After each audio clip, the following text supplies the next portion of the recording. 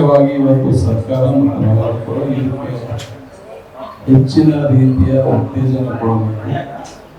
ಯಾಕಂದರೆ ಇದರಲ್ಲಿ ವಿಶೇಷವಾಗಿ ಗ್ರಾಮೀಣ ಪ್ರದೇಶದಲ್ಲಿರ್ತಕ್ಕಂಥ ಮಹಿಳೆಯರಿಗೆ ಹೆಚ್ಚು ಉದ್ಯೋಗ ಕೊಡಲಿಕ್ಕೆ ಸಾಧ್ಯ ಇದೆ.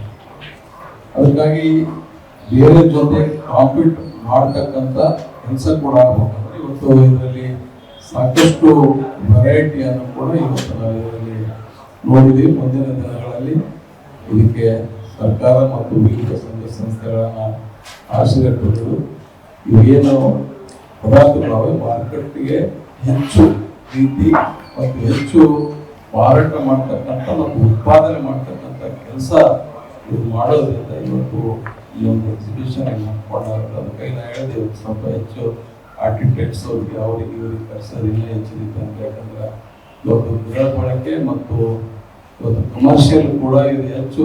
ಯಾಕಂದ್ರೆ ಇವತ್ತೆಲ್ಲ ನಾವೆಲ್ಲ ನೋಡ್ತಾ ಇದ್ದೀವಿ ಇದು ಹೆಂಗೇನು ಇದರಿಂದ ಸಾಧ್ಯನೇ ಅಂತಕ್ಕಂಥ ನಾವು ನಮ್ಮ ಆಪರೇಷನ್ ಕೂಡ ಆಗ್ಬೋದು ಎಲ್ಲ ಸಾಧ್ಯ ಇರ್ತಕ್ಕಂಥದ್ದು ಮಾಡಿದ್ದಾರೆ.